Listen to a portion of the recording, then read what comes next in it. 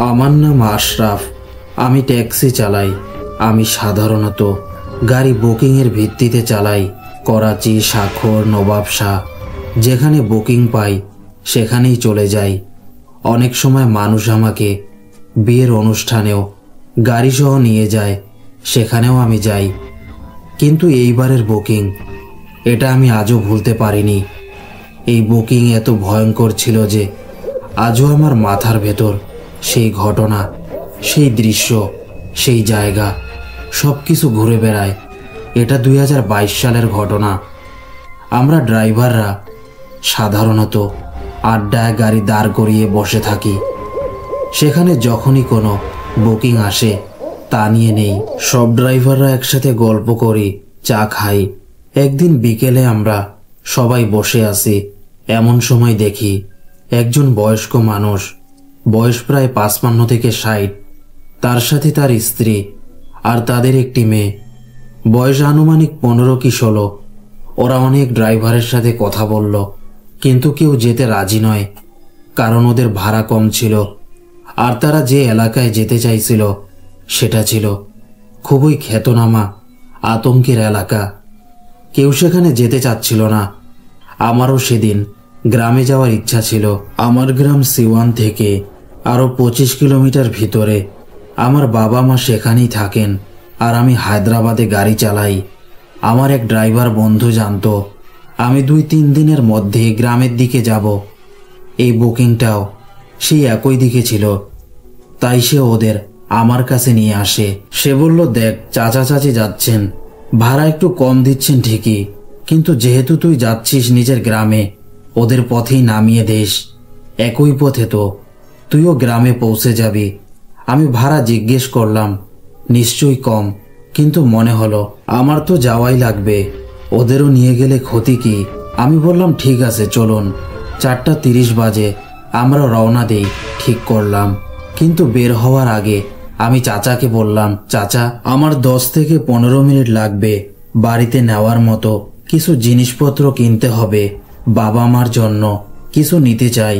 15 থেকে 20 দিন পর যাচ্ছি তো, খালি হাতে কি করে যাই। চাচা বললেন, জি বাবা, নাও, যা লাগবে নিয়ে নাও। আমি ওদের গাড়িতে বসিয়ে জিনিসপত্র আনতে গেলাম। 15 থেকে 20 মিনিট পরে ফিরে এলাম। তারপর বিসমিল্লাহ বলে রওনা দিলাম। যে মেয়েটি ছিল সে পুরো পথ চুপচাপ বসেছিল। না সে কথা বলছিল, না আমাদের কোনো কথার জবাব দিচ্ছিল। অদ্ভুতভাবে চুপ, যেন কোনো কিছুরই মধ্যে সে নেই। আমি ভেবেছিলাম প্রত্যেক মানুষের নিজের নিজের স্বভাব থাকে, তাই মেয়েটির চুপ থাকা নিয়ে আমি তখন বেশি মাথা ঘামাইনি।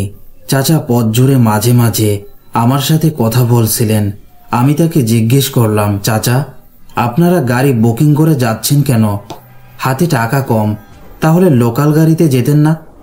চাচা বললেন, বাবা, তোমার কথা ঠিক, কিন্তু আমাদের গ্রামটা মেইন সড়ক থেকে আরও 30 থেকে 40 কিলোমিটার ভিতরে, পুরো কাঁচা রাস্তা। সেখানে কোনো লোকাল গাড়ি যায় না, বিশেষ করে রাতে তো একেবারেই না। তাই বাধ্য হয়ে আমাদের গাড়ি বুকিং করতে হচ্ছে। আমি বললাম, চাচা ঠিক আছে, কোনো সমস্যা নেই। আমার গ্রামও সেওয়ান থেকে অনেকটা ভেতরে। এভাবেই পথ চলতে চলতে আমাদের কথা হচ্ছিল। সেদিন মাগরিবের আজান শুরু হয়ে গেল। তখন প্রায় 5:45 বেজে গেছে। রাস্তায় একটি ধাবা দেখলাম, গাড়ি সাইডে লাগালাম, নিজের জন্য চা নিলাম। তারপর মনে হলো চাচার কাছে হয়তো অত টাকা নেই, তাই তাদের জন্য চা আর বিস্কুট নিয়ে এলাম। মেয়েটি তখনও পুরোপুরি চুপচাপ, কোনো কিছু চাইছে না। মায়ের সাথে বাবার সাথেও কিছু বলছে না, মাঝখানে বসে আছে। দুই পাশে তার বাবা মা। আমরা চা খেয়ে আবার রওনা দিলাম। হায়দ্রাবাদ থেকে তাদের গ্রাম যেতে 2-2.5 ঘন্টা লাগে। আমরা প্রায় 1 ঘন্টার বেশি পথ পেরিয়ে ফেলেছি, আরও 1.5 ঘন্টার মতো বাকি। তখন মাগরিবের পর অন্ধকার নেমে গেছে। শীতকাল, নভেম্বর অথবা ডিসেম্বরের সময়। হাইওয়েতে তখনও ইঞ্জিনের শব্দ, গাড়ির যাতায়াত ছিল। কিন্তু যখন গ্রামের কাঁচা রাস্তার দিকে ঢুকলাম, একটি বোর্ডে দিক নির্দেশনা লেখা ছিল। চাচা বললেন, এই দিক দিয়ে মোড় নিন বাবা। আমি মোড় নিলাম। হাইওয়ে থেকে নামার পর 5 থেকে 10 কিলোমিটারের মতো এগিয়ে এগিয়ে যেতেই হঠাৎ সেই মেয়েটির শরীরের অবস্থা বদলে গেল। অদ্ভুত এক অস্থিরতা, যেন কোনো রকমে নিজেকে সামলে রাখতে পারছে না। তাছাড়া পুরো রাস্তা জুড়ে আমি যখন রিয়ার ভিউ মিররে তাকাচ্ছিলাম, মেয়েটিকে সবসময় অস্বাভাবিকভাবে রাগী মনে হচ্ছিল। তার চোখ দুটো পুরো লাল। সে চুপচাপ বসে থাকলেও রাগে গর্জে ওঠে, চোখে আমাকে তাকিয়ে থাকতো। আমি ভাবলাম সমস্যা কি কে জানে। কাঁচা রাস্তায় ঢোকার সময় ঘড়িতে দেখলাম 7:20 বেজে গেছে। এই সময় তার আচরণ হঠাৎ বদলে গেল। সে চিৎকার করতে শুরু করলো, নিজের চুল ছিঁড়ছে, নিজের মাকে ধাক্কা দিচ্ছে। আমি দ্রুত চাচাকে জিজ্ঞেস করলাম, চাচা ব্যাপারটা কি? তিনি বললেন, বাবা কিছু না, অনেক দিন ধরে এর শরীর খারাপ। আমরা হাসপাতালে দেখিয়েছি, 1 মাস ধরে কিছুই খায় না, কিছুই খেতে পারে না, হঠাৎ এরকম হয়ে যায়। অনেক ডাক্তার দেখিয়েছি যারা ঝাড়ফুঁক জানে, তাদের কাছেও নিয়ে গেছি, তবু কোনো লাভ হয়নি। 1 মাসেরও বেশি হলো এ অবস্থার। বিশেষ করে রাত হলেই খারাপ হয়ে যায়। আমি বললাম, ঠিক আছে চাচা, আপনি এটাকে শক্ত করে ধরে রাখুন, আল্লাহ রহমত করবেন। আরও আধা ঘন্টার মতো পথ বাকি ছিল। আমরা 5 থেকে 10 কিলোমিটার এগোতেই মেয়েটি পুরোপুরি নিয়ন্ত্রণের বাইরে চলে গেল। তার কণ্ঠস্বর দ্বিগুণ হয়ে গেছে, ঠিক যেন 10 জন মানুষ একসাথে চিৎকার করছে। আর সে বলতে লাগলো, গাড়ি থামাও, আমাকে যেতে হবে। সে আমাকে ডাকছে। চাচা আমাকে বারবার বলছিল, বাবা তুমি কিছু মনে করো না, তুমি শুধু গাড়ি চালাও, যত তাড়াতাড়ি পারো আমাদের গ্রামে পৌঁছে দাও।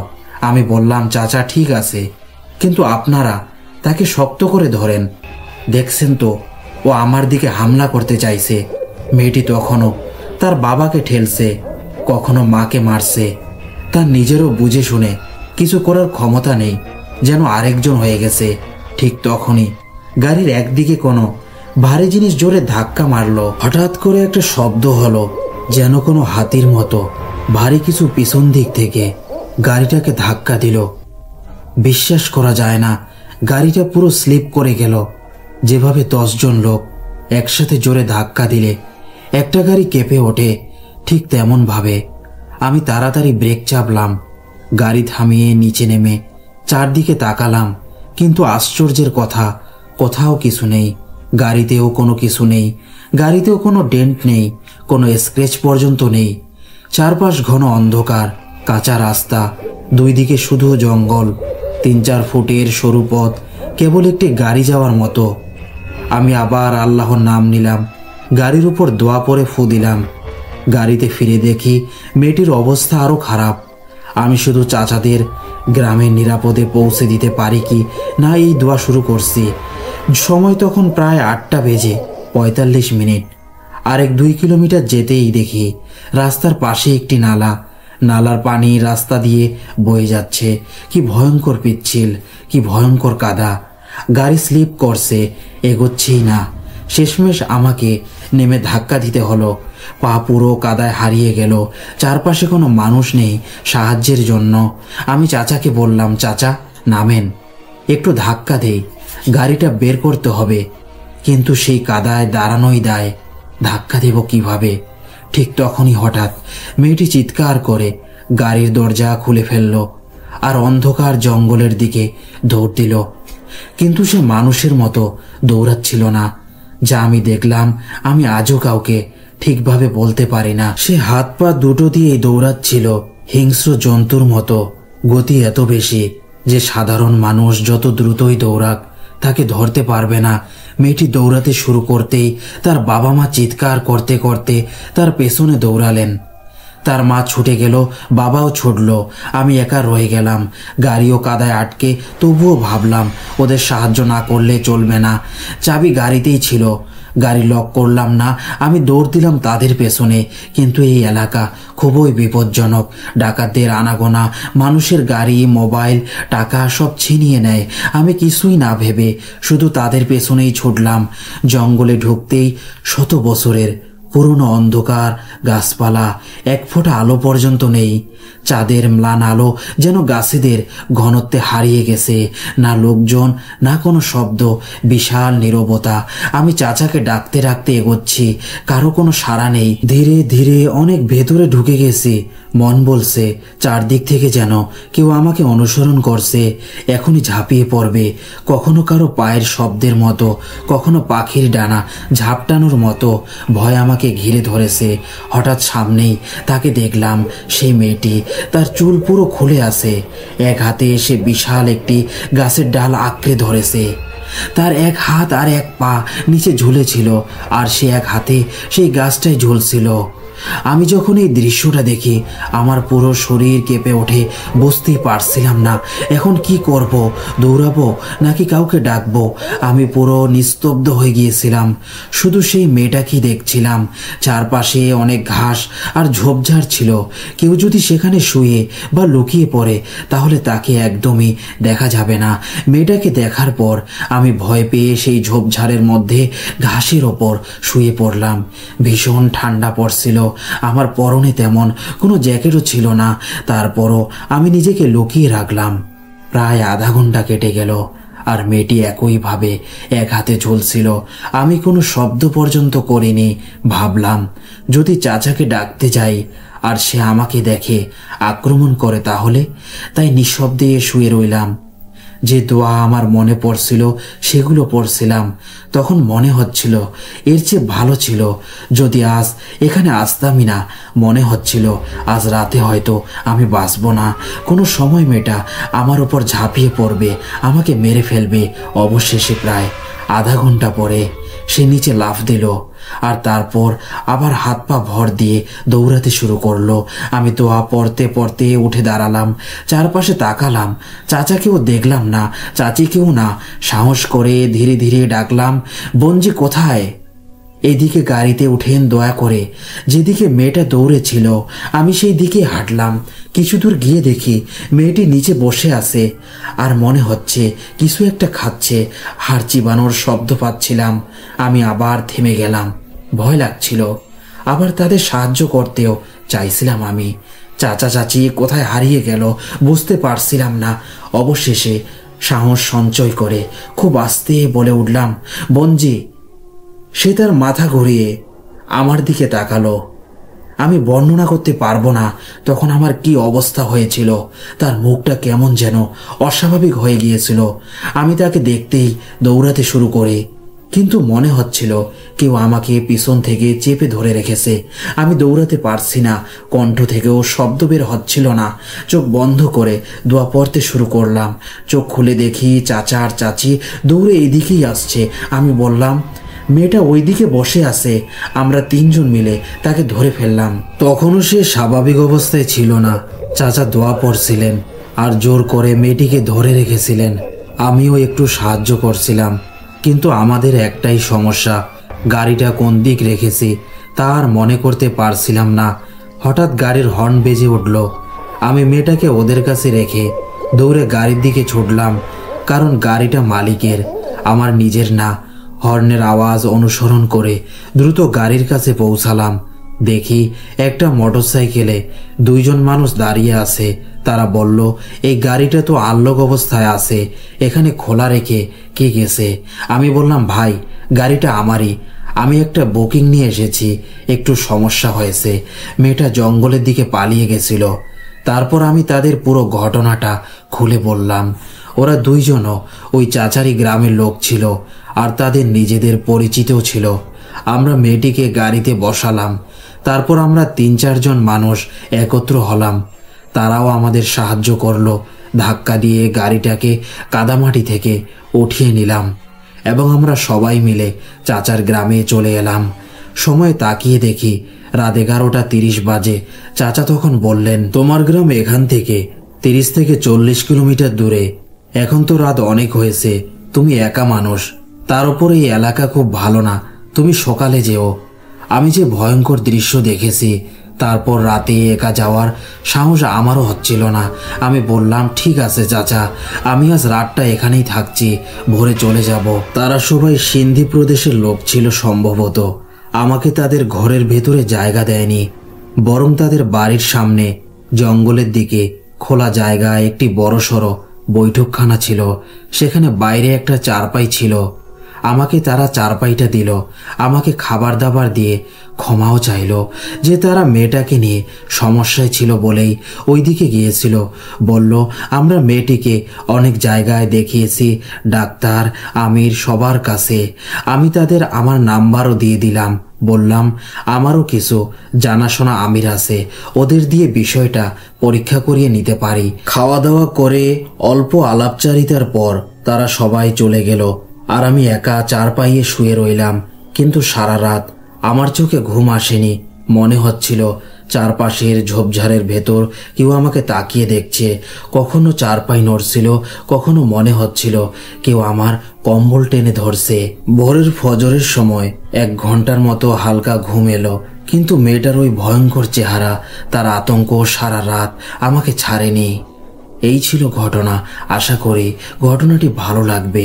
অনেক ধন্যবাদ আপনাকে আপনার অভিজ্ঞতা শেয়ার করার জন্য।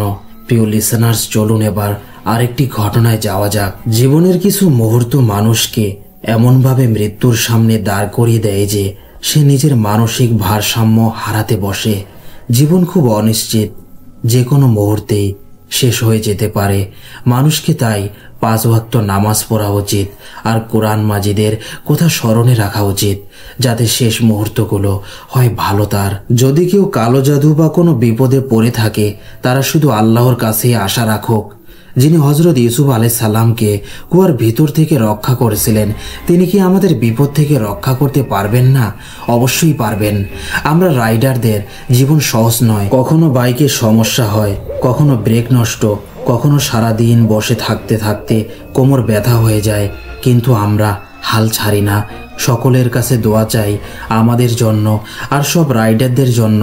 আমি ফয়সালাবাদ থেকে বলছি। কিছু কারণে আমার নাম পরিচয় বলতে পারছি না, শুধু এতটুকু বুঝে নিন আমি এখনো তরুণ বয়সের শুরুতে আছি। 1 বছর হলো আমার শরণার্থী কার্ড হয়েছে। জীবন খুব কঠিনভাবে অনেক কিছু শিখিয়েছে। আল্লাহ আমাকে খুব সুন্দরও বানিয়েছেন। আমি নিজের প্রশংসা করছি না, কিন্তু এটা সত্যি যে আজ সারাদিন আমি এত ব্যস্ত ছিলাম যে সময় বের করা কঠিন হয়ে গিয়েছিল। সাধারণত আমি সকালে বা দুপুরে অনলাইনে রাইড দেই, কিন্তু আজ সন্ধ্যায় বের হলাম। ভাবলাম আজ বেশি দেরি করব না, তাড়াতাড়ি বাড়ি ফিরে যাব। আম্মা সব সময় বলেন রাতে বেশি বাইরে থেকো না। 2টি রাইড শেষ করেছিলাম, ঠিক করলাম 3য় রাইডটাই আজকের শেষ হবে। রাইড অ্যাকসেপ্ট করতেই কল এলো। উল্টো দিক থেকে এক আন্টি বললেন, বেটা তুমি হালাল রোডে চলে যাও, আমি একটা নম্বর পাঠাচ্ছি, সেখান থেকে খাবার নিয়ে আসবে। আমি ঠিক তেমনই করলাম। সেই নম্বরে ফোন করে খাবার নিয়ে ফিরে যেতে লাগলাম। বিশ্বাস করুন, হঠাৎ আবহাওয়া বদলে গেল রাতের সময়, অথচ ঠান্ডা এমন লাগছিল যেন জানুয়ারি মাস। আমি আধা হাতা টি শার্ট পরেছিলাম। হঠাৎ মনে হলো কেউ যেন আমার নাম ধরে ডাকলো। আমি হেলমেট পরেছিলাম, তবু আওয়াজটা একদম স্পষ্ট শুনতে পেলাম। এক মুহূর্তের জন্য থমকে গেলাম, এটা কিভাবে সম্ভব?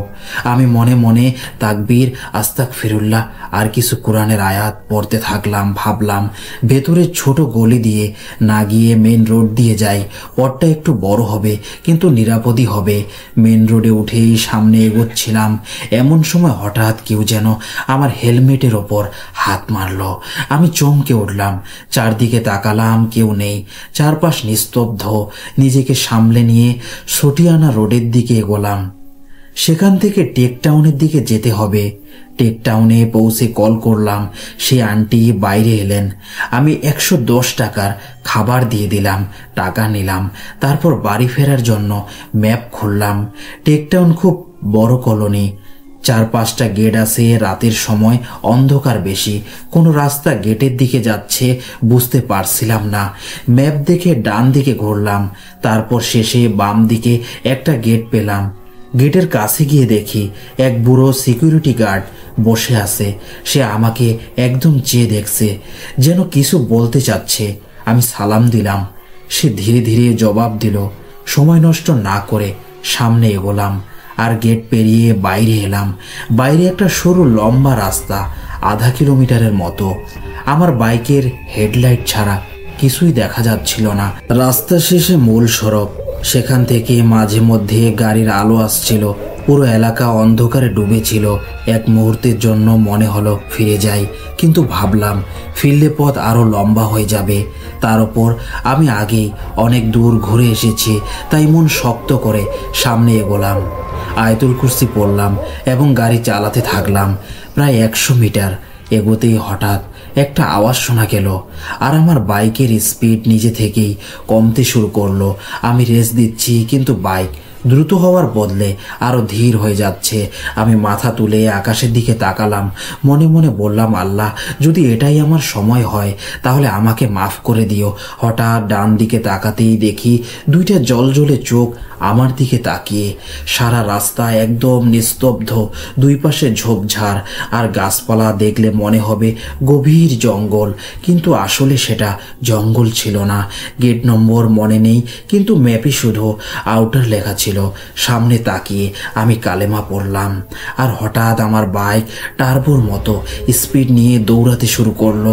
আমি পুরো শক্তিতে রাস্তাটা পেরিয়ে গেলাম। রাস্তা শেষ হতেই আবার সটিয়ানা রোডে এসে পড়লাম। সেখান থেকে বাড়ির দিকে রওনা দিলাম। কিছু দূর যেতেই দেখি ভীষণ ট্রাফিক জ্যাম। ফিশ ফার্মের কাছে এসে মনে হলো এই রাস্তাটা তো অনেক লম্বা, তাই ভাবলাম চলুন ফিশ ফার্মের দিক দিয়ে শর্টকাট দিয়ে যাওয়া যাক। সত্যি সেই পথটা ছোট ছিল, কিন্তু রাতের বেলায় মনে হচ্ছিল যেন কোনো হরর মুভির দৃশ্য সামনে দাঁড়িয়ে আছে। চারদিকে নিস্তব্ধতা, গভীর অন্ধকারে ডুবে থাকা এক লম্বা ফাঁকা রাস্তা, যার মাঝে শুধু আমার বাইকের শব্দই প্রতিধ্বনির মতো শোনা যাচ্ছিল। আমি বাইক দ্রুত চালাচ্ছিলাম। হঠাৎ সামনে একটা বড় স্পিড ব্রেকার এসে পড়ল। আমি সাথে সাথে ব্রেক চাপলাম। বাইক ঝাঁকুনি খেয়ে থেমে গেল, আর তারপরে হঠাৎ বন্ধ হয়ে গেল। সেই মুহূর্তে মনে হলো এখন আল্লাহ ছাড়া আমাকে আর কেউ বাঁচাতে পারবে না। না কোনো মানুষ, না কোনো গাড়ি, কিছুই আশেপাশে নেই। চারদিকে শুধু কালো অন্ধকার। আমার সাথে ছিল শুধু আমার নতুন হন্ডা 70। পেট্রোলও অর্ধেকের বেশি ছিল ট্যাঙ্কে। আমি বারবার বাইক স্টার্ট করার চেষ্টা করলাম, কিন্তু কিছুতেই স্টার্ট হলো না। হঠাৎ পাশ দিয়ে এক ঠান্ডা বাতাসের ঝাপটা বয়ে গেল, এমন ঠান্ডা যেন সরাসরি হাড়ের ভিতর ঢুকে যাচ্ছে। সেই মুহূর্তেই আমার মনে হলো এখানে হয়তো আল্লাহর আরেক মাখলুকাতও উপস্থিত আছে। আমি হেলমেট খুললাম, আল্লাহর নাম নিলাম, তারপর উচ্চস্বরে সালাম দিলাম। আমি বললাম, যদি কেউ থাকো আল্লাহর ওয়াস্তে আমাকে বিরক্ত করো না। আমি আগেও একবার খুব কষ্টে বেঁচেছি। একটু আগে স্পিড ব্রেকারেও পরে যেতে যেতে যেতে রক্ষা পেলাম। আগে এমন ঘটনা আমার সাথে ঘটেছে। আমাকে দয়া করে কষ্ট দিও না, আমি খুবই অসহায়। এ কথা বলার পর আমার মনে হলো কেউ যেন আমার কান ঘেঁষে নিঃশ্বাস ফেলল। ফয়সালাবাদের মানুষ জানেন মিল্লাত চৌকের রাস্তা, পিশোয়াম আর ছোট গেটের কাছে নালার পাশের সেই রাস্তা রাতে কতটা নির্জন হয়। না কোনো মানুষ, না কোনো মানুষের ছায়া, কদাচিৎ কোনো গাড়ি দ্রুত যেতে দেখা যায়, আর সেটাও হয়তো এক আধটা। কিন্তু ওই রাতে একটিও গাড়ি যাচ্ছিল না। আমি রাস্তার একপাশে দাঁড়িয়ে আস্তাগফিরুল্লাহ পড়তে থাকলাম, নিজের মনকে বুঝাতে থাকলাম যখন আল্লাহ না চাইবে তখন কেউ কিছু করতে পারবে না। যদি তার লিখে রাখা মৃত্যু এসে পড়ে তাহলে কোনো পীর, বাবা, কোনো ডাক্তারও বাঁচাতে পারবে না। আমি বিসমিল্লাহ পরে আবার বাইক স্টার্ট করার চেষ্টা করলাম, আর আশ্চর্যের বিষয় বাইক একদম মুহূর্তেই স্টার্ট হয়ে গেল। আমি আকাশের দিকে তাকিয়ে হাসলাম, বাইক চালিয়ে সামনে এগোলাম। বাড়ির দিকেই ফিরছিলাম। একটা মোড় ঘোরার সময় পিছনে তাকালাম, চারদিকে অন্ধকার। দূরে কোথাও একটা গাড়ির আলো আসছিল। সেই আলোয় আমি একটা অদ্ভুত ছায়া দেখতে পেলাম। মনে হলো সেই মাখলুক যেন আমার দিকেই তাকিয়ে আছে। আমি সাথে সাথে কালেমা, আয়াতুল কুরসি পড়তে পড়তে বাড়ি পৌঁছে গেলাম। বাড়িতে পৌঁছে হঠাৎ জ্বর এলো। আম্মা দুশ্চিন্তায় পড়ে গেলেন, হঠাৎ কি হলো তোমার? আমি যদি সত্যি কথা বলতাম তাহলে তিনি আমাকে আর কখনো রাতে বের হতে দিতেন না। তাই বললাম, মৌসুমের কারণে একটু জ্বর ঠান্ডা লেগে গেছে। আম্মা ওষুধ দিলেন, আমি ঘুমিয়ে পড়লাম। রাতে স্বপ্নে দেখলাম আমি সেই একই জায়গায় দাঁড়িয়ে আছি, একই সেই নির্জন রাস্তা, একই নীরবতা। আবারও পিছন থেকে কেউ আমার কাছে এসে নিঃশ্বাস ফেলল। এক পাশ থেকে কণ্ঠ ভেসে এলো, যদি তুমি তোমার রবকে না ডাকতে, যদি কোরআনের আয়াত না পড়তে, তাহলে আজ তুমি বেঁচে থাকতে না। আল্লাহ না চাইলে কেউ কিছু করতে পারে না। তিনি পরম দয়ালু। বিপদে সৎ মন থেকে তাকে ডাকলে তিনি সাহায্য করেই থাকেন। হঠাৎ স্বপ্নে কেউ আমার কাছে এলো, মাথায় হাত রাখলো, বলল, তাওয়াক্কুল শুধু আল্লাহর উপর রাখো, তোমার ঈমান খুব সৎ ও দৃঢ়। তারপর আমার চোখ স্বপ্নের মধ্যেই বন্ধ হয়ে গেল। জেগে দেখি আমি ঘামে ভিজে গেছি, পানি খেলাম, কিন্তু অদ্ভুতভাবে নিজেকে খুব হালকা, শান্ত এবং ভালো লাগছিল। তখনই বুঝলাম আমার শরীর আসলে অসুস্থই ছিল না, ঘটনাটাই আমাকে কাঁপিয়ে দিয়েছিল। আমি শুকরিয়া আদায় করলাম এবং আবার ঘুমিয়ে গেলাম। এই ছিল আমার ঘটনা। যদি আপনার ভালো লেগে থাকে অবশ্যই আপনার চ্যানেলে শেয়ার করবেন। আমার কাছে আরও ঘটনা আছে যেগুলো আমার বন্ধুদের, কাজিনদের সাথেও ঘটেছে, তবে আপাতত এই ঘটনাটাই বললাম কারণ এটি আমার জীবনের সবচেয়ে বড় অভিজ্ঞতা। প্রিয় লিসেনার্স, এবার আমরা পরের ঘটনায় চলে যাব। আমার নাইট শিফট চলছিল। রাত প্রায় 4টার সময় আমি সার্জিনি টাউন দিক থেকে নাজবোবা ফিরে যাচ্ছিলাম। আমি বাইকেই ছিলাম। পথে একটা জায়গা পড়ে যার নাম নাকর চৌরঙ্গি। ঠিক সেখানে রাস্তায় এক পাশে আমি দেখলাম একটা মেয়ে দাঁড়িয়ে আছে। সে আমাকে থামার ইশারা করলো। মেয়েটার গায়ে গাঢ় রঙের পোশাক ছিল, দেখতে খুব সুন্দর, যেন কোনো বিয়ের অনুষ্ঠান থেকে ফিরছিল সে। বয়স খুব বেশি হলে 24 হবে। আমি ভাবলাম হয়তো কোনো সমস্যায় পড়েছে। আমার কাছে লাইসেন্সও ছিল আর লাইসেন্স প্রাপ্ত অস্ত্র সাথে ছিল, তাই খুব ভয় লাগছিল না। আমি ভাবলাম একবার থেমে দেখি। বাইক থামাতে এসে কয়েক কদম হেঁটে আমার কাছে এলো। আমি জিজ্ঞেস করলাম, জি বলুন, কি হয়েছে? মেয়েটি বলল, দয়া করে আমাকে আমার বাড়ি পর্যন্ত পৌঁছে দেন। আমার আম্মার হঠাৎ শরীর খারাপ হয়ে গেছে, তিনি বাড়িতে একা আছেন। আমি জিজ্ঞেস করলাম, আপনি কোথায় থাকেন আর এত রাতে এখানে দাঁড়িয়ে আছেন, কি করছেন? সে বলল, আমি মুসা কলোনির দিকে থাকি। আমি এখানে একটা দাওয়াতে এসেছিলাম। একটু আগে খবর পেলাম আম্মার অবস্থা খারাপ, তাই তাড়াতাড়ি বের হয়ে পড়েছি। দয়া করে আমাকে বাড়ি পৌঁছে দিন। আমি মনে মনে ভাবলাম এটা কোথাও কোনো ডাকাত চক্রের ফাঁদও হতে পারে। সুন্দর সাজানো মেয়েরা মাঝে মাঝে গ্যাংয়ের অংশ হয়, তাই বললাম আমি আপনাকে নিয়ে যেতে পারবো না। বলে বাইক স্টার্ট করলাম। হঠাৎ সে আমার বাইকের সামনে এসে দাঁড়ালো এবং কান্নায় ভেঙে পড়ল। এবার আমার মনে হলো হয়তো সত্যি সমস্যায় পড়েছে। আমি বললাম, ঠিক আছে, বসেন, আমি আপনাকে বাড়ি পৌঁছে দিচ্ছি। তবু আমার সন্দেহ একদম দূর হয়নি। যাই হোক, তাকে বাইকে উঠালাম, কিন্তু সে বসা মাত্র আমার মনে হলো যেন 2 থেকে 3 জন ভারী মানুষ একসাথে বসলো। অথচ মেয়েটির ওজন আমার আন্দাজে 55 থেকে 60 কেজির বেশি হওয়ার কথা না। তবুও আমি বাইক চালাতে লাগলাম। আমি তাকে কথা বলতে চাইলাম, আপনার ভাই কোথায়, তারা কি করেন? কিন্তু কোনো উত্তর দিল না। আমি তারাই ছিলাম, তাই বাইক দ্রুত চালাচ্ছিলাম। 1-2 জায়গায় সে আমার সাথে সামান্য ছুঁয়ে গেল, আর তখনই আমি অনুভব করলাম তার শরীর বরফের চেয়েও বেশি ঠান্ডা। বিষয়টা অদ্ভুত লাগলো। আমি বললাম, আপনি এত ঠান্ডা হচ্ছেন কেন? শরীর ঠিক আছে তো? সে কোনো কথা বলল না। আমি ভাবলাম হয়তো আম্মার চিন্তায় শোকে আছে। অবশেষে আমরা পৌঁছালাম সে যাকে মুসা কলোনি বলেছিল। আমি বললাম, এই তো মুসা কলোনি, এবার বলুন আপনার বাড়ি কোন দিকে? সে হাত তুলে একদিকে ইশারা করলো এবং বলল, ওই দিকে থামিয়ে দিন। আমি তাকিয়ে দেখি ওইদিকে খুব অন্ধকার আর একটা বড় পার্ক ছাড়া কিছুই নেই। আমি বললাম, এটা তো পার্ক, এখানে কোথায় বাড়ি? সে বলল, আমার বাড়ি এখানেই, আমাকে নামিয়ে দিন। আমি ভাবলাম হয়তো পাশের গলিতেই থাকে, বলতে চাইছে না, তাই ধীরে ধীরে বাইক এগোলাম। কিন্তু কয়েক কদম যাওয়ার পরে হঠাৎ অনুভব করলাম বাইক একদম হালকা হয়ে গেছে। পার্কের গেটের কাছে এসে আমি বাইক থামালাম। বললাম, ঠিক আছে, এখন বলুন বাড়ি কোথায়? এটা তো পার্ক, আপনি তো বলেছিলেন মুসা কলোনিতে থাকেন। আমি কথা বলতে বলতে পেছনে তাকালাম আর দেখলাম দূর দূর পর্যন্ত কেউ নেই। মেয়েটি সম্পূর্ণভাবে উধাও। চারদিকে গভীর নীরবতা। বুক ধরফর করতে লাগলো। বুঝলাম আমি যাকে এনেছিলাম সে কোনো মানুষ ছিল না। আমি তৎক্ষণাৎ বাইক উল্টো দিকে ঘুরিয়ে সর্বশক্তিতে বাড়ি চলে এলাম। বাড়িতে পৌঁছে তবেই একটু স্বস্তি পেলাম। তারপর বুঝতে পারলাম আসলে ব্যাপারটা কি ছিল। অনেকদিন ধরে ভয়ানক দুঃস্বপ্ন দেখতাম, ঘুমই হতো না ঠিক মতো। কিছুদিন পর আমি আমার এক বন্ধুকে পুরো ঘটনাটা বললাম। আমরা দুইজনে আবার সেই পার্কে গিয়েছিলাম। পার্কটা এলাকাতে বেশ পরিচিত, অনেকেই নাম জানে। ঠিক যেখানে মেয়েটি ইশারা করেছিল এবং যেখানে আমি বাইক থামিয়েছিলাম সে গেটের পাশে সে হঠাৎ অদৃশ্য হয়ে গিয়েছিল। আল্লাহর হাজার শুকরিয়া, বড় কোনো দুর্ঘটনা থেকে আল্লাহ আমাকে বাঁচিয়ে দিয়েছেন, আলহামদুলিল্লাহ। এখন সব ঠিক আছে। এটা খুব ছোট্ট একটা ঘটনা, কিন্তু আমি ভাবলাম আপনাদের সাথে শেয়ার করি। অনেক ধন্যবাদ আপনাকে ঘটনা শেয়ার করার জন্য। প্রিয় লিসেনার্স, এবার আমরা আরেকটি ঘটনায় চলে যাব। আমাদের বাড়ি নদী গ্রামে।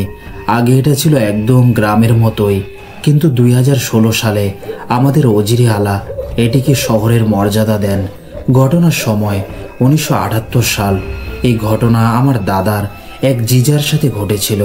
সেদিন ছিল মঙ্গলবার, সময় বিকেল 5:25। দাদার জিজা মাঠে কাজ শেষ করে বাড়ি ফিরছিলেন। বাড়ি আসতে হলে মাঠের পর একটুখানি জঙ্গলের ভেতর দিয়ে আসতে হতো। ছোট্ট সেই জঙ্গলটিও ছিল তাদের নিজস্ব জমির অংশ। জঙ্গলের ভেতর দিয়ে একটি নালা যেত, যেখানে গ্রামের বাথরুমের পানি আর আবর্জনা এসে নদীতে মিশে যেত।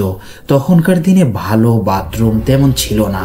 বেশিরভাগ মানুষ মাটি ইট দিয়ে বানানো ঘরে থাকতেন।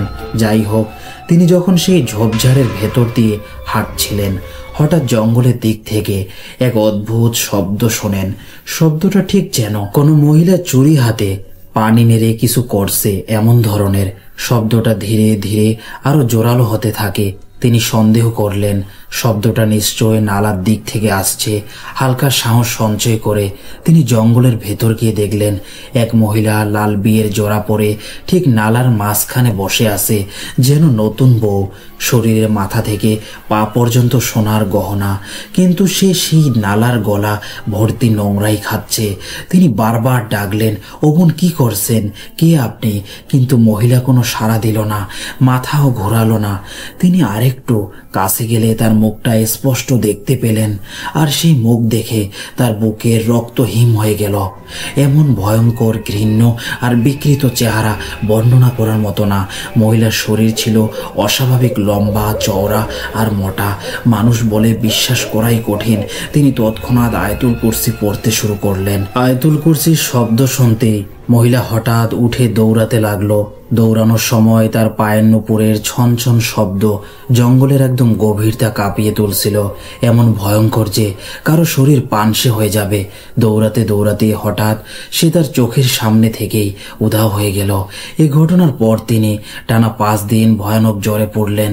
পরে গ্রামের মোল্লা সাহেবকে ডেকে এনে তার ওপর দম করানো হয়, তবেই তিনি সুস্থ হন। এই ঘটনাটি তিনি নিজেই তার স্ত্রীকে, মোল্লা সাহেবকে এবং পরে আমাদের বাড়িতে এসে সবাইকে শুনিয়েছিলেন। এটাই ছিল সেই ঘটনা।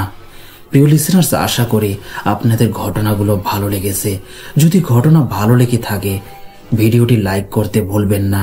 আর যদি আপনারা নতুন হন তাহলে চ্যানেলটি সাবস্ক্রাইব করে বেল আইকন টিপে রাখুন, তাহলে নতুন ঘটনার নোটিফিকেশন সবার আগে পাবেন। নিজেদের খেয়াল রাখবেন। আল্লাহ হাফেজ।